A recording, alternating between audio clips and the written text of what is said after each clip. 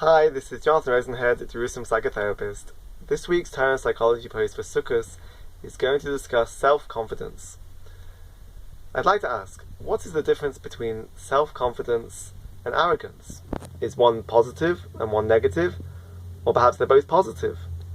Or maybe we could say that they are both negative and that the optimal choice of behavior is modesty. So we need to define our terms, get a better understanding of these characteristics. So if you have a skill, an ability, or some knowledge, it's not modesty to deny it, but rather you should have self-confidence to express yourself, and that the fear of arrogance should not lead you to choose modesty when that's not the appropriate choice of behavior. So the Gemara in Bava Metzia discusses a case when it's permitted to lie.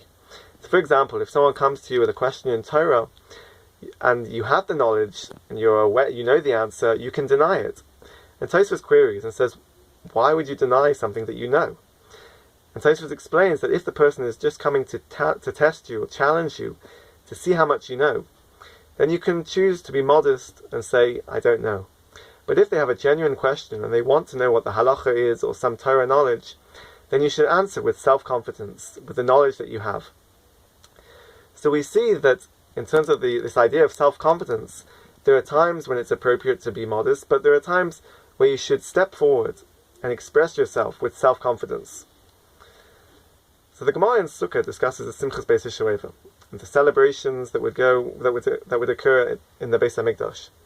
And interestingly, it says that the Chachamim, the leaders, the rabbis, were the ones that were central in the celebrations.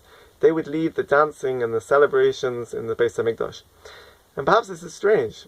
Perhaps you would expect that the behavior of the rabbis should be more modest, that they should take a backstage role. But the message is why the Chachamim were the ones that led the celebrations, but it's the message to say that there are times when we should step forward with self-confidence, confident to express ourselves, and to say, no, this is not the time to be modest. When we're celebrating with Hashem, this is the time to step forward.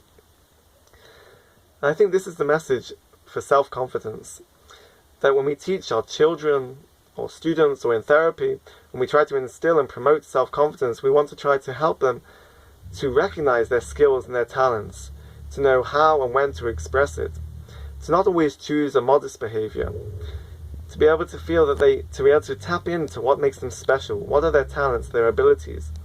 And perhaps there are times when you need to identify thoughts with cognitive behavior therapy, to identify negative thought patterns that might bring a person down, to lead them to feeling that they are not confident, and we want to replace this with more confident thought patterns to promote self-confidence.